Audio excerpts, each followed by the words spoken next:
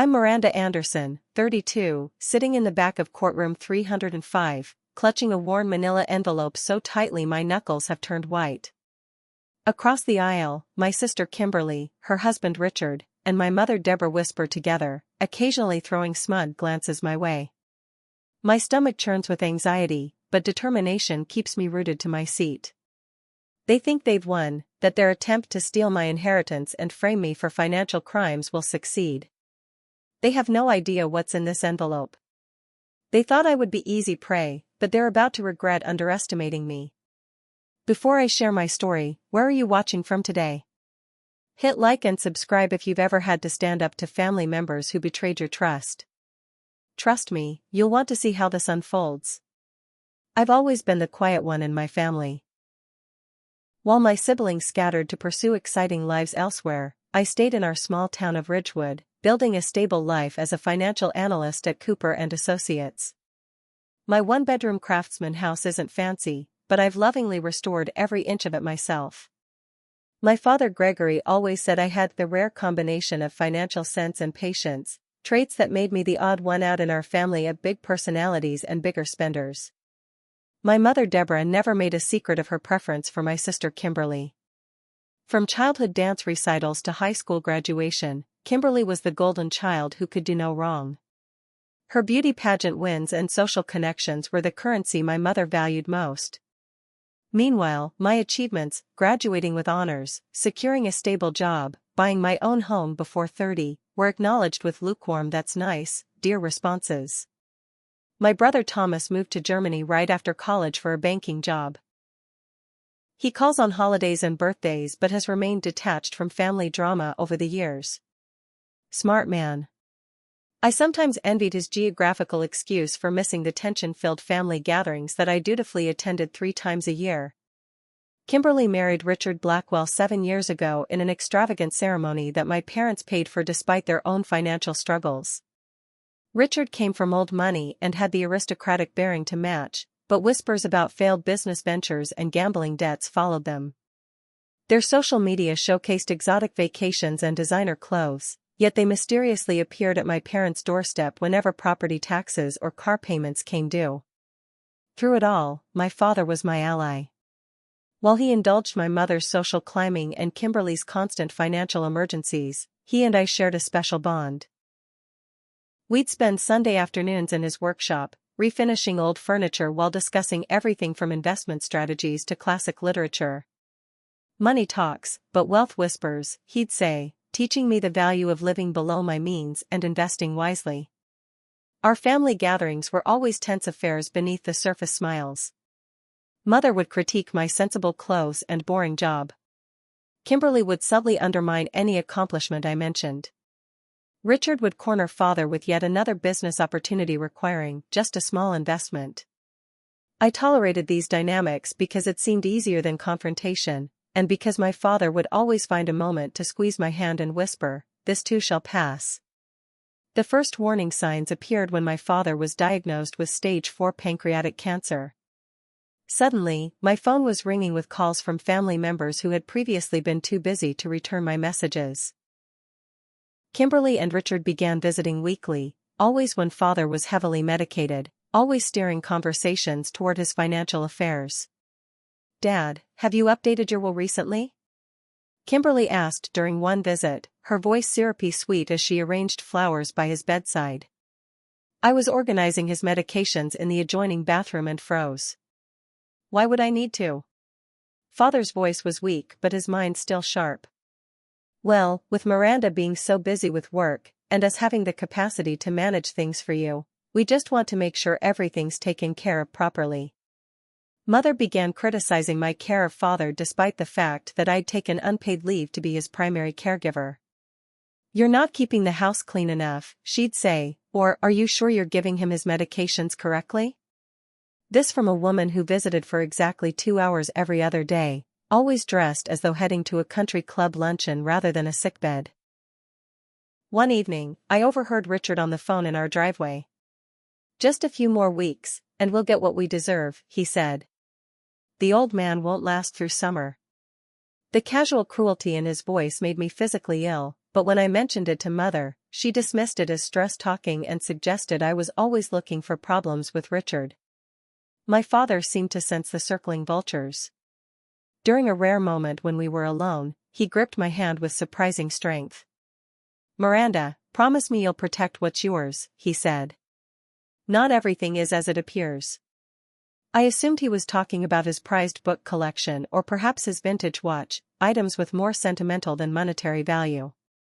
I promised, of course, but was too focused on managing his pain and trying to make his final days comfortable to give much thought to his cryptic words.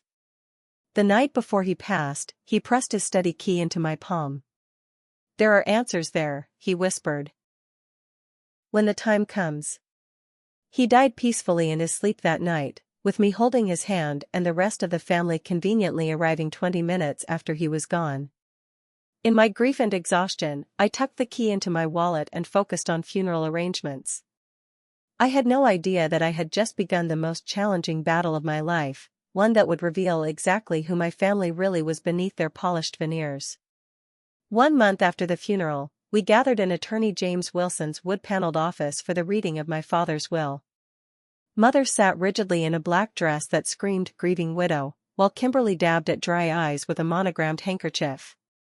Richard scrolled through his phone, barely concealing his impatience. Even Thomas had flown in, jet-lagged but present, sitting slightly apart from the others. Mr. Wilson adjusted his glasses and began reading the formal legal language. I was half listening, lost in memories of Dad, when the room suddenly went silent. I looked up to find everyone staring at me. "Could you repeat that?"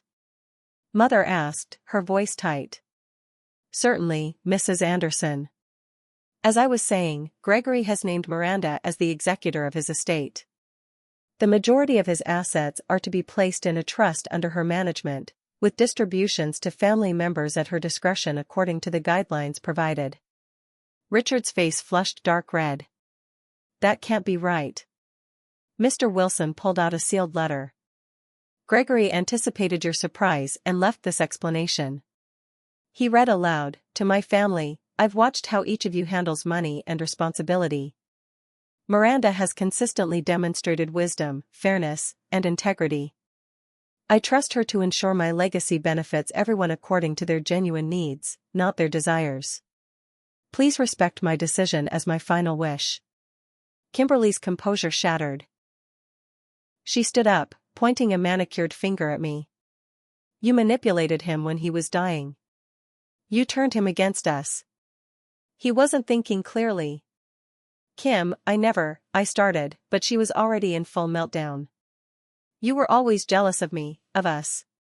You played the dutiful daughter while poisoning him against his real family. What did you tell him? What lies did you spread?" Mother pulled Kimberly back into her seat, but her eyes held the same accusation. Thomas looked uncomfortable but said nothing. As we left the office, Richard gripped my elbow in the parking lot, his fingers digging painfully into my skin. "This isn't over," he hissed. "You have no idea who you're dealing with. We won't let you steal what's rightfully ours." I drove home in a daze, unable to process what had happened. Dad had named me executor, yes, but with the expectation that I would distribute assets fairly. I had no intention of denying my family their inheritance. Why had they immediately assumed the worst of me? 3 days later, I received a text from Mother, "Family emergency meeting. Our house. 7 p.m. mandatory."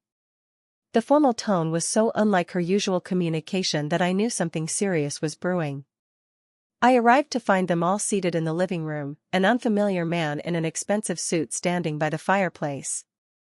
"This is Douglas Werner," Richard said. "Our attorney." "Your attorney? Why do you need an attorney?" I asked, still standing in the doorway.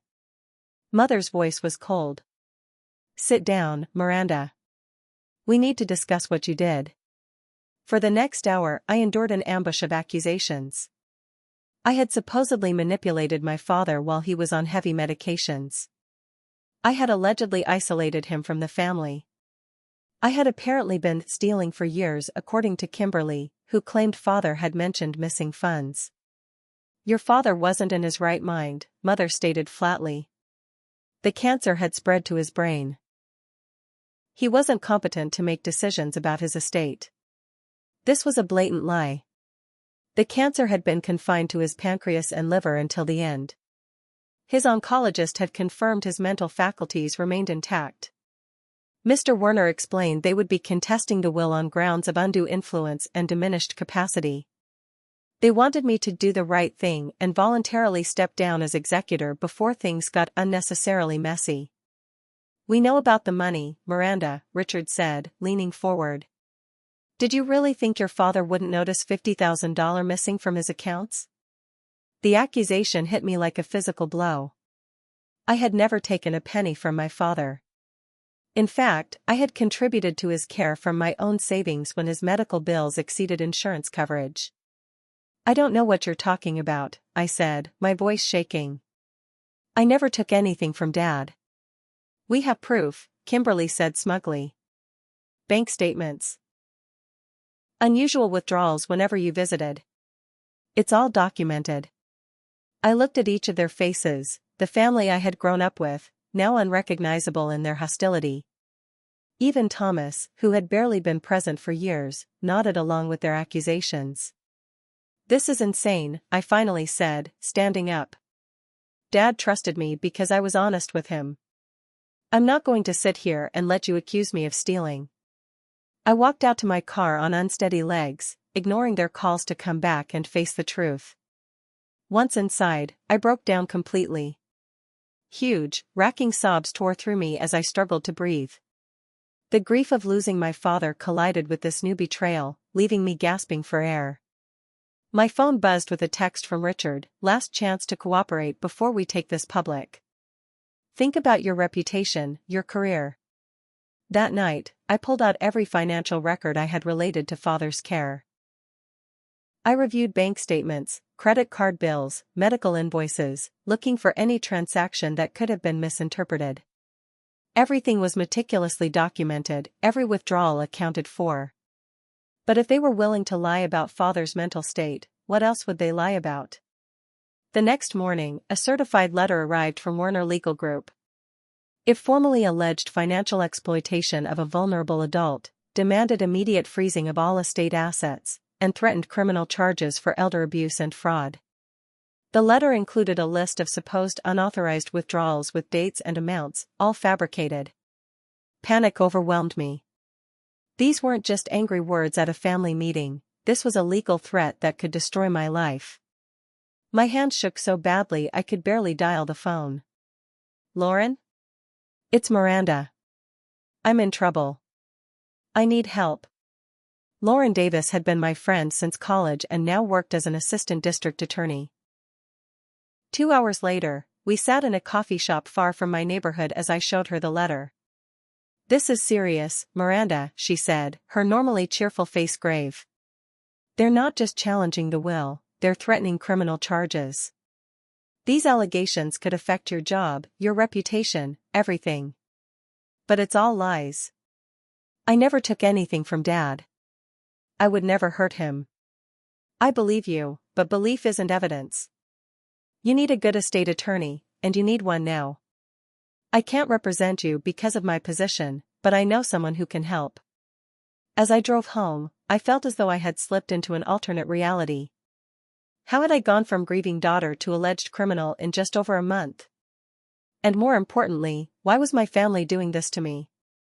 For the first time in my adult life, I couldn't function. I called in sick to work, then eventually requested emergency family leave without explaining the humiliating details. I stayed in bed until noon, then wandered my house in a daze, jumping at every sound, fearing each ring of the phone brought new accusations. Extended family members and longtime family friends began to take sides. My mother's sister called to express her disappointment in me. Father's golfing buddy crossed the street to avoid me at the grocery store. Social media became a minefield of cryptic posts about showing true colors and the truth coming out. Sleep became impossible. When I did drift off, I'd jerk awake from nightmares of being handcuffed in front of my colleagues or locked in a cell while my family divided my father's possessions. I lost 8 pounds in 10 days. My reflection showed a hollow-eyed stranger. More than once, I considered surrendering, just walking away from the executor role, from the inheritance, from the fight. Maybe then they would stop the character assassination. Maybe then I could grieve my father properly instead of defending myself against the people who should have been grieving with me. Lauren arranged a meeting with Elizabeth Parker, an estate attorney with a reputation for handling contentious family disputes. Her office was unpretentious but professional, much like the woman herself. In her mid-50s with silver-streaked black hair and penetrating eyes, she didn't waste time on platitudes. "Your family has hired Werner, which tells me they're serious and well-funded," she said after reviewing my documents. "He specializes in challenging wills and has a reputation for aggressive tactics. The good news is that he also has a reputation for bluffing. The bad news is that these accusations go beyond the usual family squabbles. Can they really have me arrested?" My voice sounded small even to my own ears. "They can file a police report alleging elder financial abuse, yes. Whether that leads to charges depends on the evidence. Right now, all they have are allegations.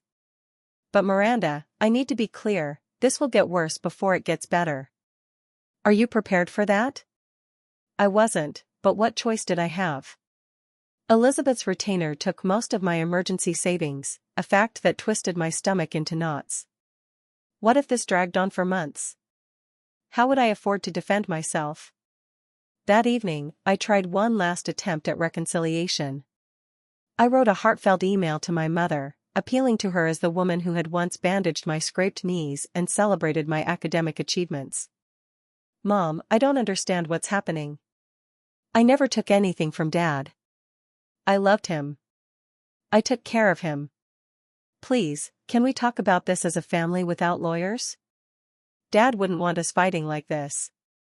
Her response came the next morning, a forwarded message to Werner with a terse note: "Please handle all communication with Miranda through proper channels."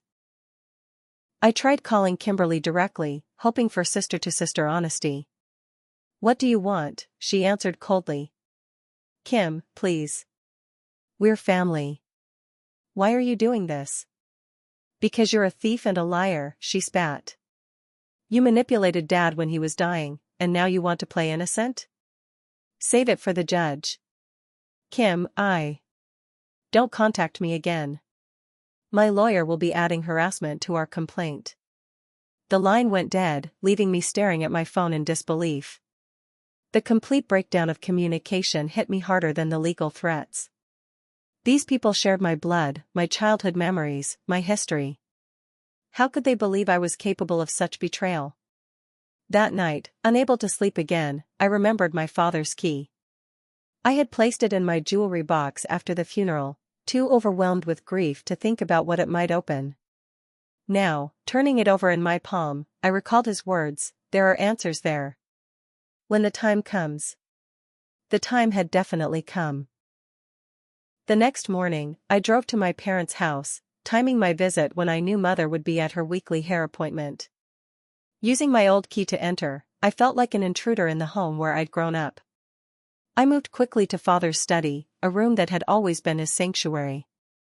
The key didn't fit his desk drawers or filing cabinets.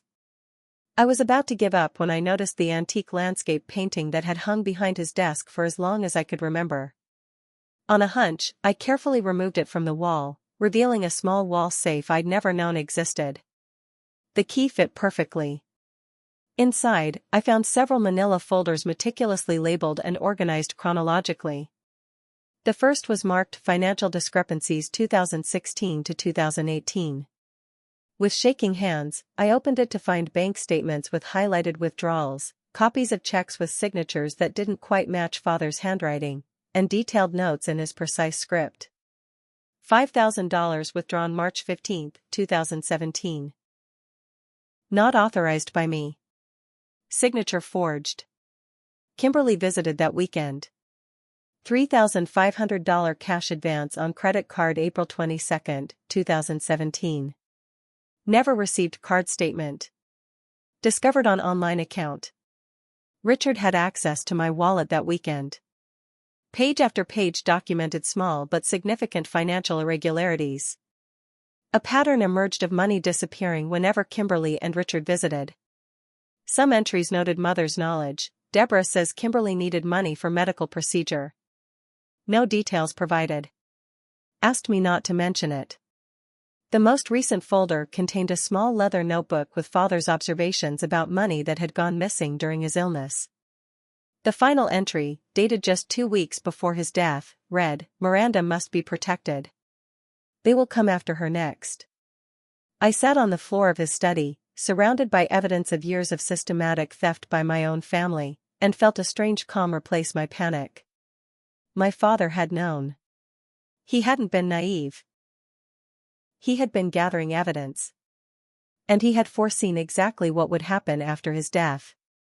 I carefully replaced everything except one folder containing the most compelling evidence, locked the safe, and rehung the painting. As I was leaving, I heard a car in the driveway. I slipped out the back door just as Mother entered through the front, the folder tucked securely in my bag. For the first time in weeks, I felt a tiny spark of hope. I wasn't crazy. I wasn't alone. My father had left me the tools to fight back. Now I just needed to figure out how to use them. The brief sense of validation from discovering father's hidden records was shattered 3 days later when I received an official notice of an emergency court hearing. My family had filed for temporary control of all estate assets pending investigation of alleged financial improprieties. They had submitted affidavits claiming I had manipulated father's medications to keep him confused and compliant while I supposedly drained his accounts. Elizabeth called immediately after I texted her the notice. "This is an aggressive move, but not unexpected," she said. "They're trying to freeze you out financially, hoping you'll give up. We have 5 days to prepare our response. But these allegations about medications, that's suggesting I contributed to his death. How can they say such things? Because desperate people will say anything, Miranda. And your family seems very desperate to get control of your father's assets." The next morning, my debit card was declined while buying groceries. Red-faced, I fumbled for my credit card as impatient shoppers queued behind me. That card was declined too. In a daze, I abandoned my cart and drove straight to my bank. "I'm sorry, Ms. Anderson, but there's a freeze on all your accounts pending legal proceedings," the bank manager explained uncomfortably. "It's not just the estate accounts, it appears to include your personal accounts as well." "But that's impossible. They can't freeze my personal salary account." The order indicates possible commingling of funds between personal and estate accounts, which allows for this temporary measure until the hearing. I left the bank with exactly $43 in cash from my wallet and a mounting sense of panic. How would I pay my mortgage? My utilities? Buy food? Elizabeth assured me this overreach would work against them in court, but that was small comfort as I calculated how long I could survive on my meager cash reserves. That evening, I spread father's documents across my dining table and began a systematic review. What I discovered made me physically ill. Over the past 5 years, Kimberly and Richard had systematically stolen over $300,000 from my father through forged checks, unauthorized credit card charges, and manipulated bank transfers. Many of the transactions coincided with expensive vacations and luxury purchases they had flaunted on social media. More disturbing were loan applications in father's name for properties I'd never heard of. His signature on these documents was clearly forged, missing the distinctive loop in his G that had been his trademark. Several loans had defaulted, damaging his previously excellent credit rating.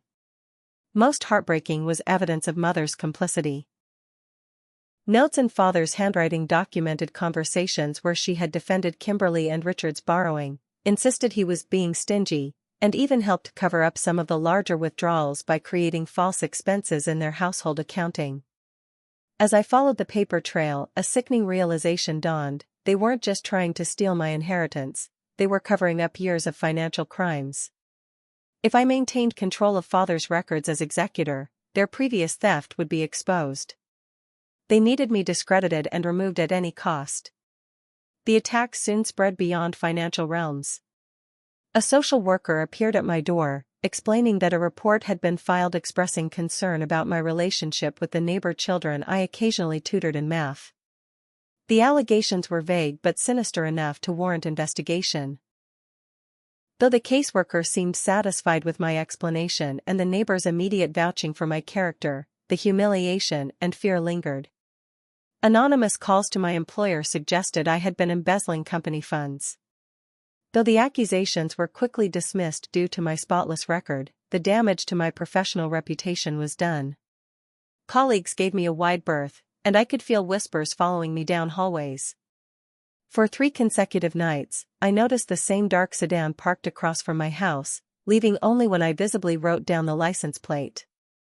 When I mentioned it to the police, they took a report but said nothing could be done unless an actual crime occurred. One evening I returned home to find my back door ajar. Nothing appeared stolen, but my files had been disturbed. The violation of my personal space, my sanctuary, triggered a panic attack that left me huddled in my bathroom for hours. I installed a security system the next day, draining my dwindling emergency cash. The final straw came when I discovered a small device taped beneath my living room coffee table, a hidden camera. The thought of someone watching me in my private moments made me physically sick. The police took the device as evidence but warned me that proving who placed it would be difficult.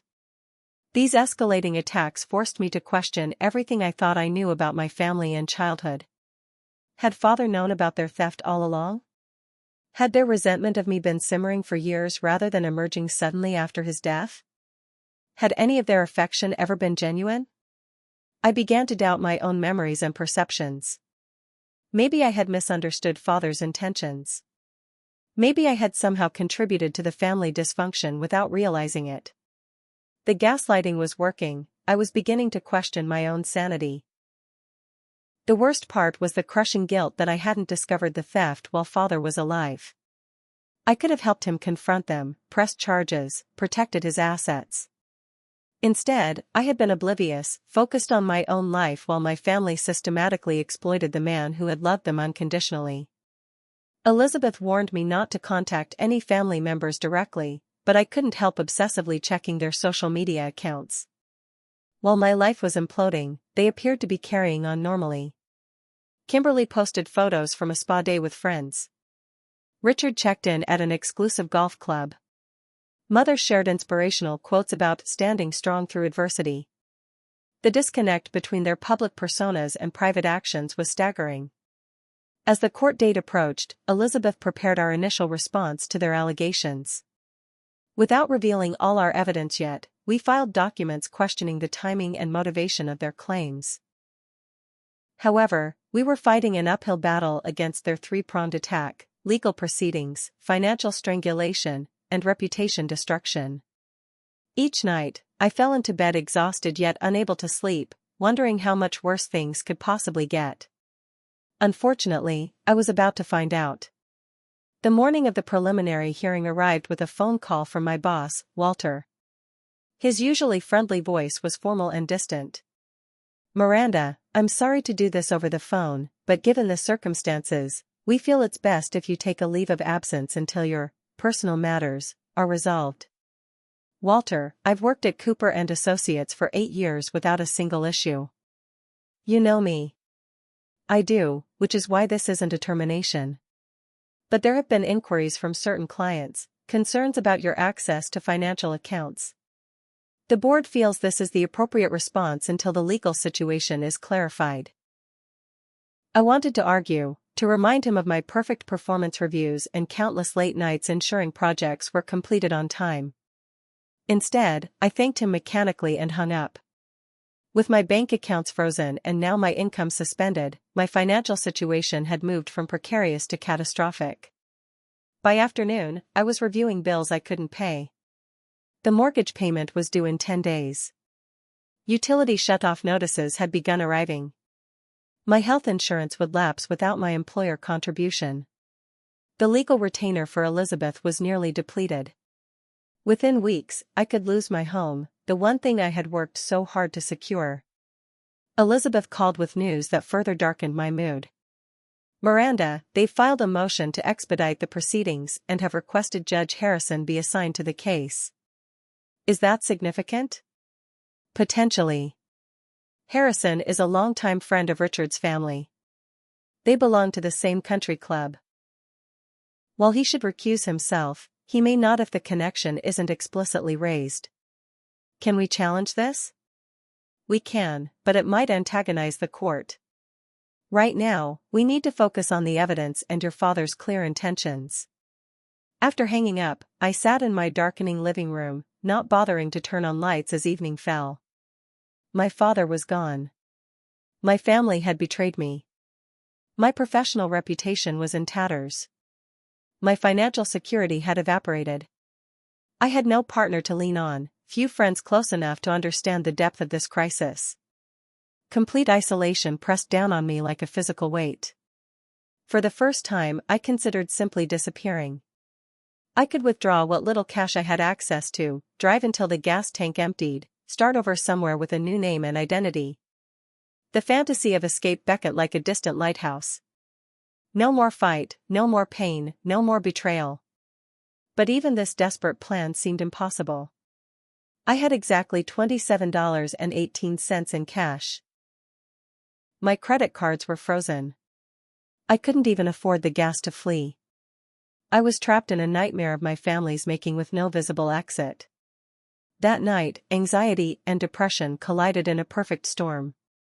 I couldn't eat. I couldn't sleep. Every noise made me jump, convinced Richard had sent someone to break in again. I checked and rechecked my doors and windows.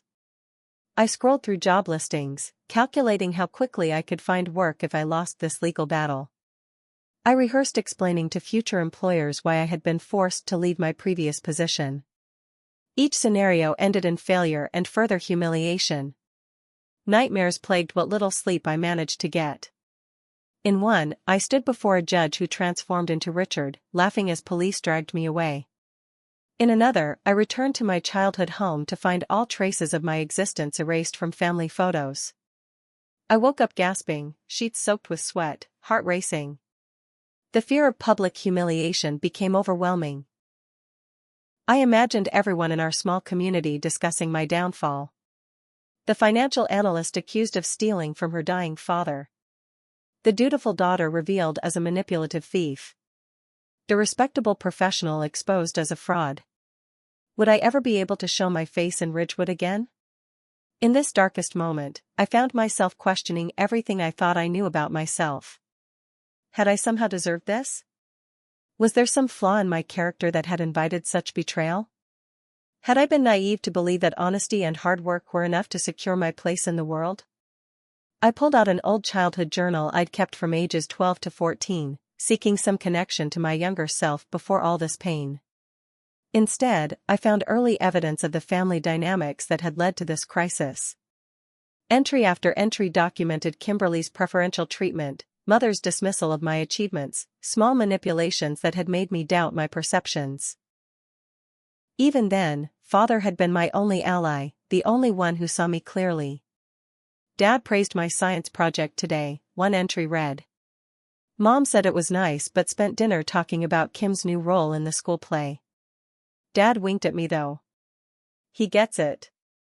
I closed the journal, suddenly overwhelmed by a profound sense of loss. Not just of my father, but of the family I had always hoped we could be. The truth was, we had never been that family. The current crisis had simply stripped away the polite fiction we had maintained. At 3 a.m., staring at my ceiling, something shifted in me. A memory surfaced of father mentioning digital backups during a conversation about his financial records. Never keep all your evidence in one place, he had said. That's how people get caught. I sat bolt upright. The safe had contained paper records, but father had been technologically savvy despite his age. He would have kept digital copies. But where? Moving with renewed purpose, I searched his old briefcase that I'd brought home after he died but hadn't thoroughly examined. In a hidden compartment, I found a small external hard drive. It was password protected, but after 3 attempts, I tried the name of his first dog combined with my birthdate, a combination he had often used. The drive opened to reveal hundreds of files meticulously organized.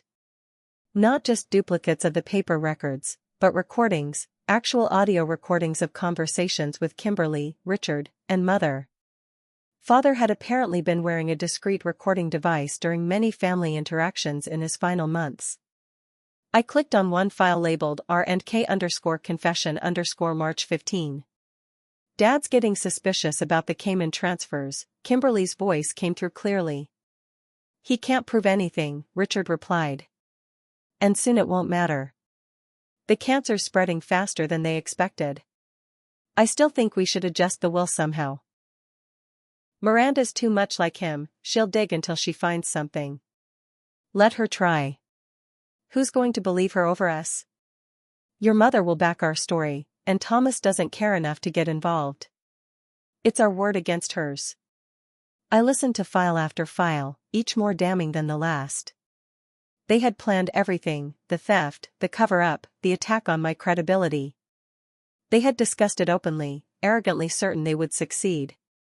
The last file was different, a video recording my father had made just 3 weeks before his death. His face was gaunt but his eyes clear and determined. Miranda, if you're watching this, then they've come after you as I feared they would. I'm sorry for the burden I placed on you, but you're the only one I can trust. The evidence on this drive documents years of theft and deception by people I loved and trusted. Use it wisely. Not for revenge, but for justice, and to protect yourself. You have always been my greatest pride. Stay strong. The truth will prevail. As dawn broke outside my window, I felt something hard and determined crystallize within me. The helplessness and despair of hours earlier evaporated, replaced by cold, clear purpose. My father had not been naive, he had been gathering evidence and preparing for exactly this scenario.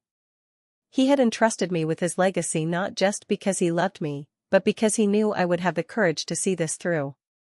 I picked up my phone and called Elizabeth. I have something you need to see, I said when she answered. Something that changes everything. Armed with father's digital evidence, Elizabeth and I developed a comprehensive strategy. Rather than immediately presenting everything to the court, we decided to force my family to commit fully to their lies. Elizabeth warned that confronting them directly could be dangerous given their increasingly aggressive tactics, but I insisted on one final opportunity to resolve this without public exposure. I texted Mother requesting a family meeting at her house to discuss a settlement.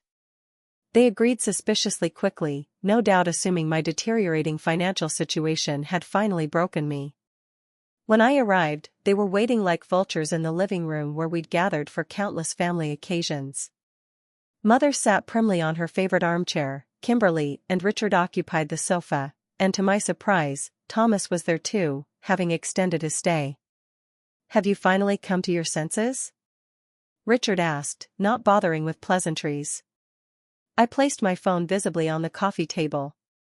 Before we start, I want to be clear that I'm recording this conversation for my records. Turn that off immediately, Mother snapped. You have no right to record us without consent, Richard added. Actually, in this state, only one party needs to consent to a recording, and I consent. But if you prefer not to be recorded, we can do this through our attorneys. They exchanged glances, and Richard nodded reluctantly. Fine. Let's hear your surrender terms. I opened a folder containing printouts of some of Father's documents. These are copies of records Father kept documenting systematic theft from his accounts over the past 5 years. Forged checks, fraudulent credit card charges, unauthorized loans, totaling over $300,000. The color drained from Kimberly's face. Richard's expression hardened, but a muscle twitched in his jaw. What are you talking about? This is absurd, Mother said, but her voice lacked conviction. Is it? Let's look at March 15, 2017. A check for $5,000 with Father's forged signature. The same day you posted Instagram photos of your weekend in Vegas, Kim. Or December 8, 2018, a $12,000 wire transfer that coincided with your Aspen ski trip, Richard. Father documented everything. These are fabrications, Richard said, standing abruptly. You're creating false evidence to support your theft. That would be quite elaborate, considering Father's detailed notes date back years before his illness. But perhaps you'd prefer to hear it in your own words? I played a short clip from one of the recordings, Richard and Kimberly discussing how to conceal a particularly large withdrawal. Their voices were unmistakable. The room fell silent. Then Kimberly launched into a new approach. He offered that money to us. It was a gift, she shouted, tears suddenly streaming down her face. We were starting a family, needed help with fertility treatments. He wanted to help but didn't want Mother to know because she'd been pressuring us about grandchildren. This was a new lie, and a particularly cruel one given Kimberly had never mentioned fertility issues before. Is that why the money went toward a down payment on a boat? Documented in your own email to the dealer, which Father found. Richard moved toward me suddenly, looming over where I sat. You think you're so clever, don't you? The perfect daughter. Always so responsible, so trustworthy. You have no idea what it's like living in your shadow. Why can't you be more like Miranda? Miranda would never make that mistake. Your father worshipped you while treating the rest of us like we were incompetent children. So you stole from him? That was your solution? We took what we deserved. Kimberly interjected. You stayed in this boring town, living your boring life, while we actually tried to make something of ourselves. We needed that money to maintain our lifestyle, our connections. What did you need it for? Your pathetic little house and sensible investment portfolio? The raw entitlement in her voice stunned me into momentary silence. Mother used the opportunity to try a different approach. Miranda, darling, perhaps there's been a misunderstanding. If your father left some confusing records, we can sort through them together, as a family. There's no need for such hostility. A misunderstanding? Like the false allegations you've made against me? The frozen bank accounts? The hidden camera in my home? The calls to my employer? Thomas, who had remained silent until now, looked up sharply. What camera? What are you talking about? I turned to him. Did they not tell you everything they've been doing, Thomas? The police have the camera as evidence now. Just like they'll have these recordings and documents. Richard stepped closer, his face now inches from mine. No one will believe you. We have connections in this town that you can't imagine. Judge Harrison is a personal friend. The police chief plays golf with my father every Sunday. You're nothing but the bitter spinster daughter who couldn't stand seeing her siblings get what they deserved. I stood up, refusing to be physically intimidated. I have recordings, Richard. Financial records. Documented evidence of fraud spanning years.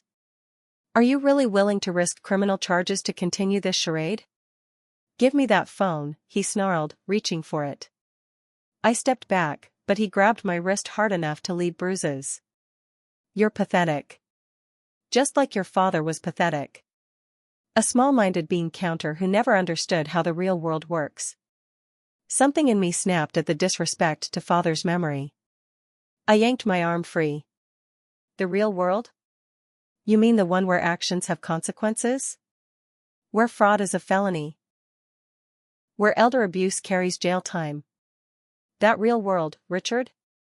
Mother stood up, finally intervening. Richard, step back. Miranda, enough of this theatrical performance. What do you want? Money? Is that it? Name your price to make this go away. The casual offer of a bribe, as if my integrity was for sale, was the final confirmation of how little they understood me. I want justice for father, I said quietly. And I want you to understand that you failed. You failed to steal what was his.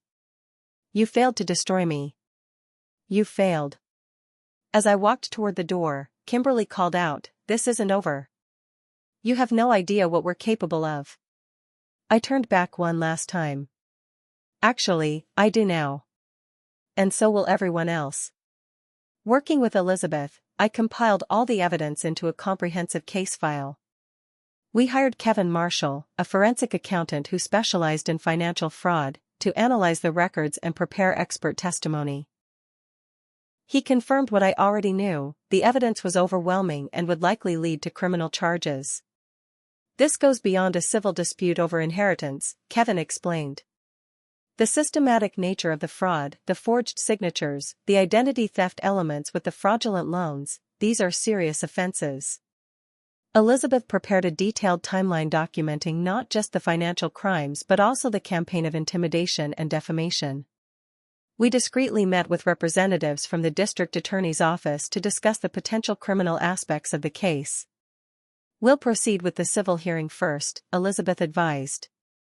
"Once Judge Harrison sees the evidence, he'll have no choice but to refer the matter for criminal investigation, regardless of his personal connections." 2 days before the scheduled hearing, I received notice that my family had filed a police report claiming I had physically assaulted Richard during our confrontation.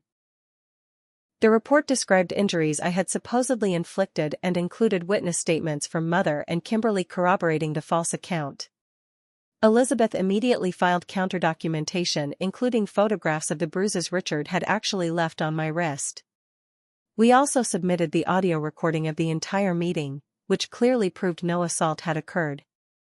Though the false report was eventually dismissed, it was a stark reminder of how far they would go.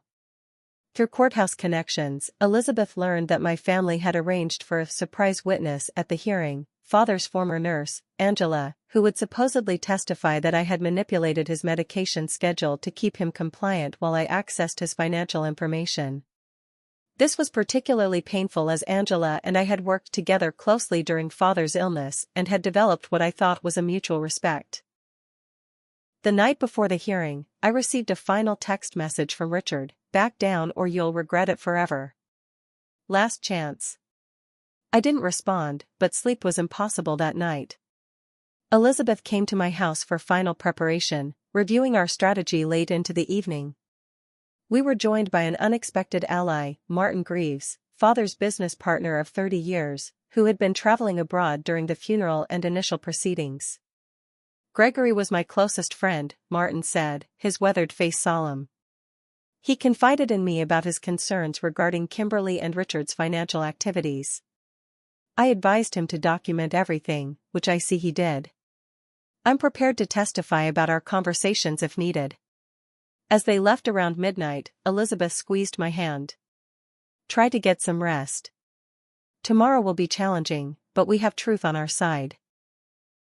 Alone in my house for the final hours before the confrontation, I made peace with the fact that regardless of the legal outcome, my family relationships were irreparably destroyed. Even if we won completely, there would be no reconciliation, no healing of these wounds. The people who should have supported me had tried to destroy me instead. But I also made another decision: I would pursue criminal charges regardless of the personal cost. This wasn't just about my inheritance or reputation anymore. It was about justice for my father, whose trust had been so profoundly violated by those he loved. He had given me the tools to expose the truth, and I would honor his faith in me by seeing this through to the end.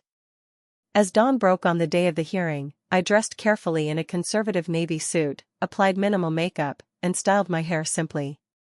Today wasn't about appearances, but I knew every aspect of my presentation would be scrutinized.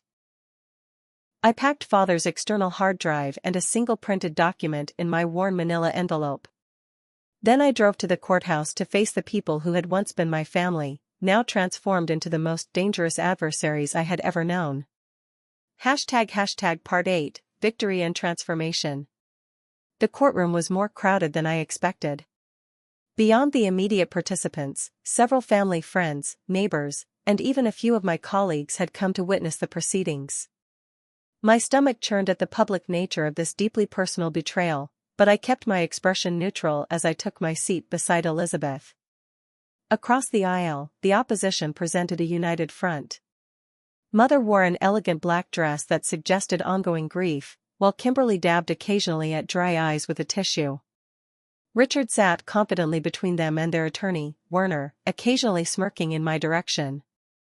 Thomas occupied the row behind them, looking uncomfortable but committed to their side. Judge Harrison entered, and the initial proceedings began. As Elizabeth had warned, his demeanor seemed noticeably warm toward Werner and my family. When Werner presented their case first, painting me as a manipulative caregiver who had isolated my vulnerable father to gain control of his assets, the judge nodded sympathetically at several points. Your Honor, Werner continued, we have documentation showing unusual financial activity coinciding with Ms. Anderson's visits to her father. Furthermore, we have witness testimony regarding her control over his medication schedule and visitor access. On cue, Angela, father's former nurse, was called to the stand. I felt physically ill seeing someone who had shared the intimate journey of my father's final days now preparing to lie about me. Her testimony was carefully constructed, not outright claiming she had seen me stealing, but implying improprieties in medication timing and suggesting I had prevented family visits when father was most lucid. Werner then presented affidavits from various family connections, mother's bridge partner who claimed to have overheard me discussing father's assets, Richard's cousin who alleged I had made statements about deserving the inheritance, a pharmacy technician who suggested irregularities in medication refill patterns. None of it was true, but all of it created a damning mosaic of circumstantial evidence. Through it all, I maintained my composure, though my nails dug half-moons into my palms beneath the table. Elizabeth whispered occasional reassurances as she made notes for our response. When Werner introduced their financial expert, an accountant who presented a selective analysis suggesting a correlation between missing funds and my visits, I noticed Judge Harrison checking his watch and nodding along without questioning the obvious gaps in methodology. After nearly 2 hours of character assassination, Werner concluded with a flourish. Your Honor, the evidence clearly demonstrates that Miranda Anderson exploited her position as caregiver to manipulate her vulnerable father and misappropriate family assets. We ask that she be removed as executor immediately, that all assets be frozen pending full investigation, and that the court consider referring this matter for criminal inquiry. Judge Harrison turned to us. Ms. Parker, your response? Elizabeth stood, radiating calm confidence. Your Honor, we have extensive documentation refuting these baseless claims. Furthermore, we have evidence demonstrating that the petitioners themselves have engaged in systematic financial exploitation of Gregory Anderson for years preceding his illness. With your permission, we'd like to present our case. Proceed, the judge said, though his tone suggested skepticism. Elizabeth methodically dismantled the opposing arguments, highlighting the lack of direct evidence for their claims while introducing father's meticulous financial records showing his competency until his final days. She called Martin Greaves to testify about father's concerns regarding unauthorized access to his accounts by family members. She presented Kevin's forensic analysis identifying the pattern of theft long before father's illness. Throughout our presentation, I watched my family's expressions shift from confidence to concern. Richard leaned over repeatedly to whisper urgently to Werner. Mother's face became increasingly rigid. Only Thomas showed genuine shock as the evidence mounted, suggesting he might not have been fully aware of the extent of their activities. When Elizabeth began playing excerpts from father's recordings, Werner jumped to his feet. Objection, Your Honor. These recordings, if they even exist, were made without consent and should be inadmissible. As we've established, Elizabeth countered calmly, single-party consent is legal in this state. Gregory Anderson was within his rights to record conversations in his own home. The judge reluctantly allowed the recordings to continue. The damning conversations filled the courtroom, Richard and Kimberly discussing how to forge father's signature, mother suggesting ways to conceal withdrawals, explicit acknowledgments that I knew nothing about their activities and would be a problem after father's death. With each recording, the atmosphere in the courtroom shifted. The spectators who had come expecting to see my downfall were witnessing instead the exposure of a calculated conspiracy. Even Judge Harrison's expression had changed from dismissive to concerned. As our presentation neared its conclusion, I felt a strange calm replace my earlier anxiety. Whatever happened next, the truth was now public. My father's careful documentation had ensured that their betrayal could not remain hidden. Elizabeth turned to me. Ms. Anderson, would you like to address the court? I stood, facing the judge directly. Your Honor, I have one final piece of evidence that I believe is relevant to these proceedings. May I approach the bench? After a moment's hesitation, he nodded.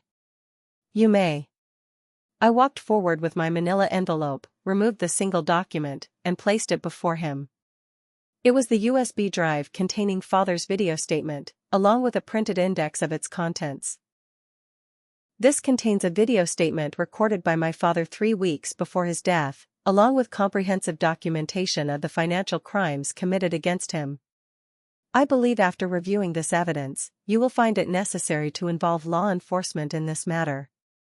Judge Harrison frowned at the USB drive, then at me.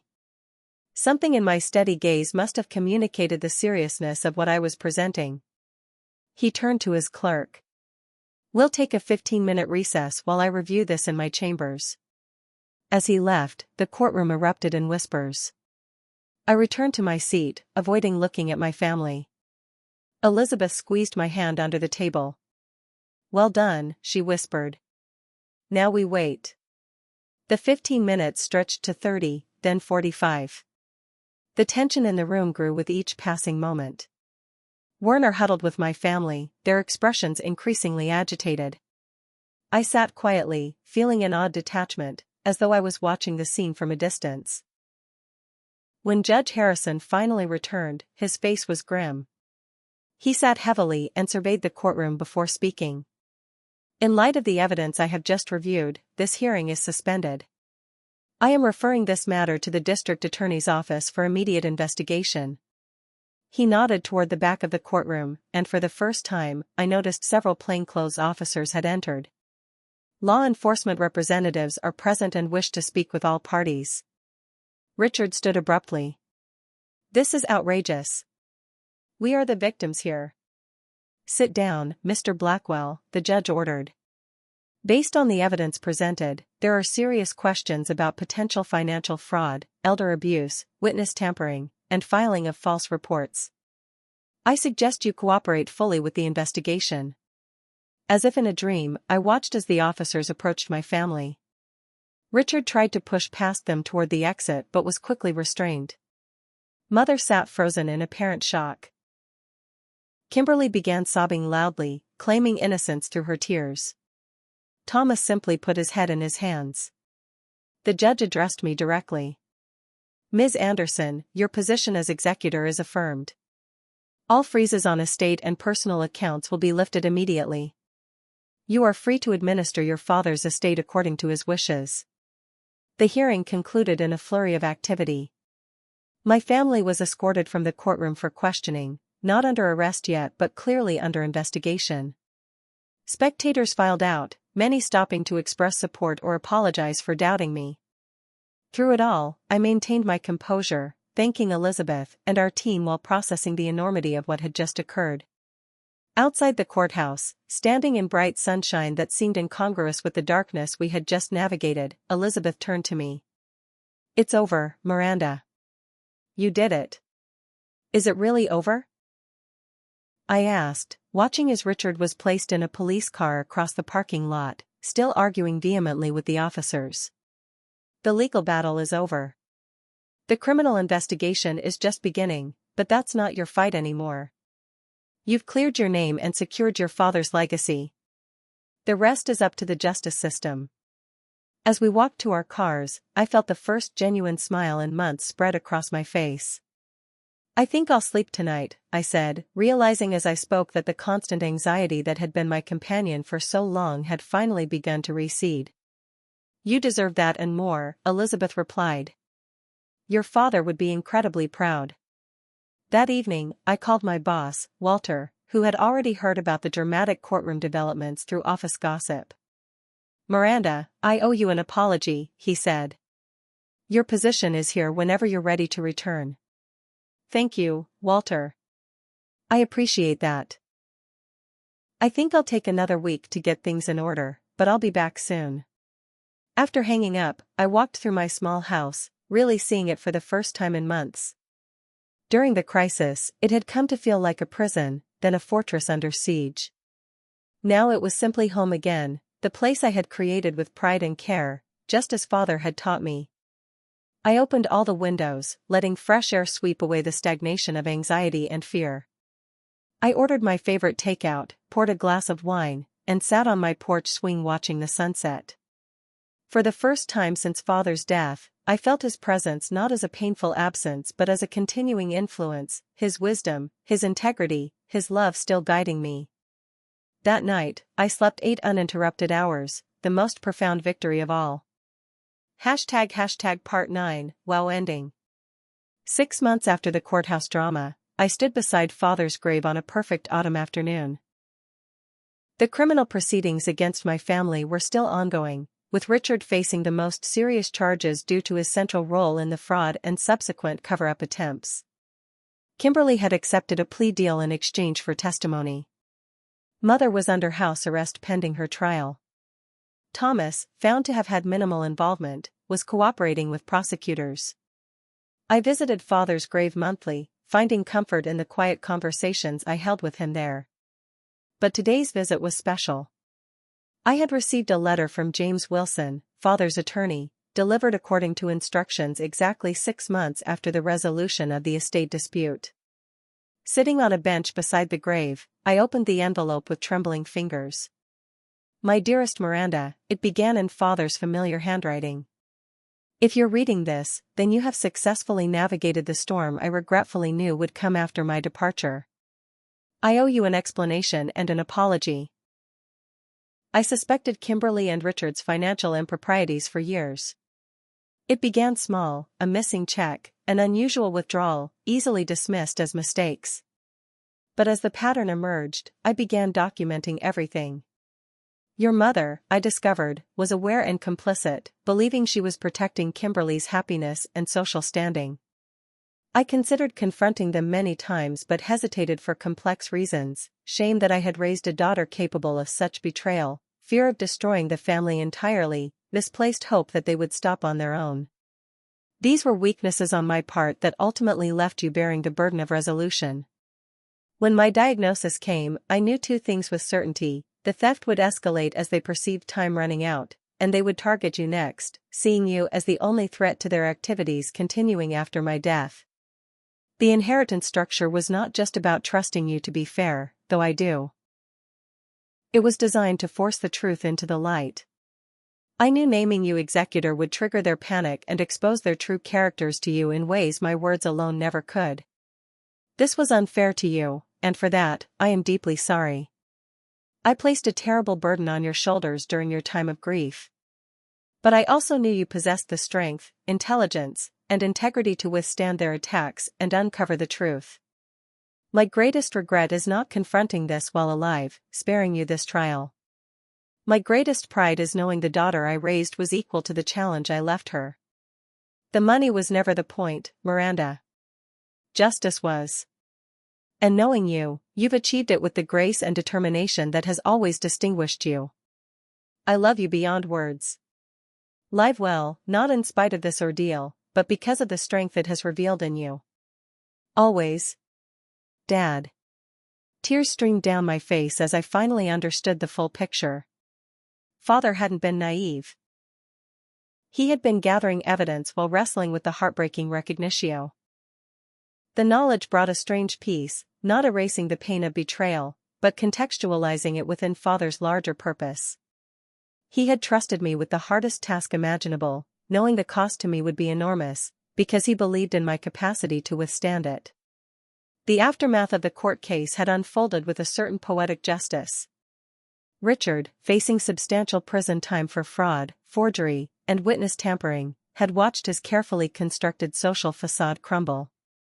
His influential family had distanced themselves from the scandal, his business connections had evaporated, and his assets had been frozen pending restitution.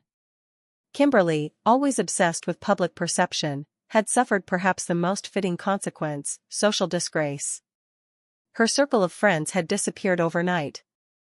Her carefully curated online presence had been deleted after relentless public criticism. Most recently, she had filed for divorce from Richard, claiming she had been manipulated by him, a final attempt to salvage some sympathy. Mother had made one attempt at reconciliation, appearing at my door unannounced 3 months after the hearing. "I never meant for things to go this far," she said, tears streaming down her lined face. "I was just trying to protect Kimberly. She always needed more help than you." I had listened politely but remained firm. "I understand you made choices you thought were necessary, Mom. But those choices had consequences. I can forgive eventually, but I cannot forget or pretend it didn't happen." She had left with shoulders slumped, finally facing the reality that some actions cannot be undone with tears and excuses. The financial resolution had been comprehensive. Beyond regaining control of Father's estate, the court had ordered full restitution of all stolen funds plus punitive damages. The family vacation home had been sold to satisfy part of the judgment. The rest would come from seized investment accounts and future earnings. But the most unexpected outcome had been the community response. Once the truth was known, support had materialized from surprising quarters. Neighbors brought casseroles as if there had been a death in the family, which, in a way, there had been. Colleagues rallied around me. Even distant relatives called to express shock and solidarity. I had used part of the recovered funds to establish the Gregory Anderson Foundation for Financial Literacy and Elder Protection, focusing on helping older adults protect themselves from financial exploitation, particularly by family members. The foundation had already partnered with several senior centers to provide education and resources. Professionally, I had returned to work with a new confidence that surprised even me. Having withstood the worst personal and professional attack imaginable, ordinary workplace challenges now seemed manageable. Walter had recently offered me a partnership track position, acknowledging the integrity I had demonstrated throughout the ordeal. Perhaps most unexpectedly, a new relationship had blossomed from the ashes of this family tragedy. Kevin Marshall, the forensic accountant who had helped build our case, had called weeks after the hearing to check on me. Coffee to discuss the ongoing investigation had led to dinner to celebrate a procedural victory, which had led to a genuine connection neither of us had anticipated. His methodical mind and compassionate heart had been exactly the support I needed during the healing process. As I sat by Father's grave, his letter in my hands, I opened his pocket watch, the one personal item I had kept from his belongings. Inside was a family photo from 20 years ago, all of us smiling at a lakeside picnic. Looking at those smiling faces, I reflected on how appearances rarely tell the complete story of a family. The polished exterior had hidden deep fractures that had finally broken open under pressure. I traced Father's face in the photo with my fingertip. "I understand now," I whispered. "Thank you for believing I was strong enough." Walking back to my car, I felt lighter than I had in months. The burden of confusion and betrayal had been replaced by clarity and purpose.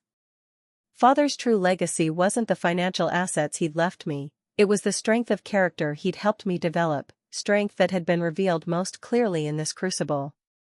6 weeks later, I stood at a podium addressing a conference on financial fraud awareness, sharing aspects of my experience to help others identify warning signs of family exploitation. As I spoke, I noticed audience members nodding in recognition, some wiping away tears. What had been my private nightmare was now a source of connection and healing for others facing similar situations. Family is traditionally defined by blood, I concluded, but I've learned it's actually defined by actions. By trust. By mutual respect. Sometimes the family we build after loss is more authentic than the one we were born into. The greatest fraud protection isn't just vigilance with our finances, it's honesty about who deserves our trust in the first place. As applause filled the room, I felt Father's presence stronger than ever, not in grief, but in the conviction that I had honored his final wish. The truth had prevailed. Justice had been served.